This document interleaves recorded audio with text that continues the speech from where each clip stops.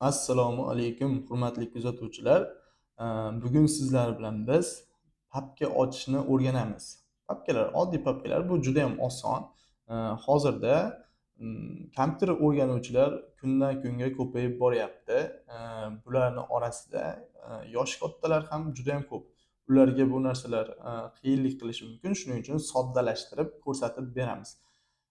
Birinchi biz ko'radigan narsamiz, kompyuterimiz yoqqanimizda mana shu oyna bilamizki, рабочий stol deyiladi. Ya'ni ishchi stoli. Ya'ni chunki biz bu yerda qanaqadir amallarni bajaramiz. Qanaqadir amallar bajaramiz, ya'ni ishlaymiz shu yerda. Shuning uchun bu joy ishchi stoli deyiladi. Endi papka yaratishga o'tib ketsak ham bo'ladi. Birinchi o'rinda nima qilishimiz kerak? Mana shu ekranga sichqonchani o'ng tugmasini bosgan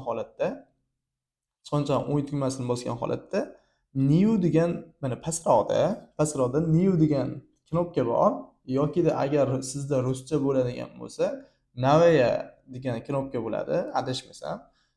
Mana shuni bosamiz. Shunga borgan holatda bu tomoniga o'tsak mana sariq holatda turibdi. Sariq o'zi papkalarni nimasi? Ikonkasi va ruscha bo'lsa papka, inglizcha bo'lsa folder. Va mana shunga bosamiz. Bosganimizda mana yaratildi. Mana shu yaratilganda birato'la biz ismini ham, ya'ni nomini ham berib ketamiz mana shuni. Aytaylik,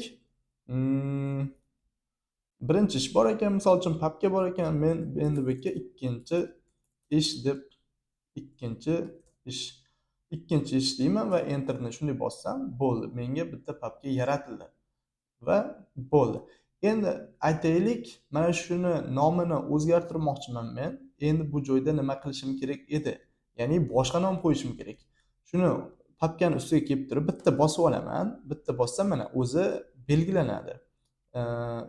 Kelaman ustiga, bitta bosib olib turib, o'ng tugmani bosaman. O'ng tugmani bosganimda rename degan narsa bor. Rename Windows 10 da eng oxiridan bitta oldin rename deb bitta bosaman va mana yana ko'kka belgilandi. Endi xohlasam o'chirib tashlab turib, aytaylik 3-ish deb yozib qo'ydim. 3-chi bo'ladimi? 3-ish bo'ldi. Va yana nima qilardik? Enterni bosaman. Bo'ldi. Menga bitta papka yaratildi.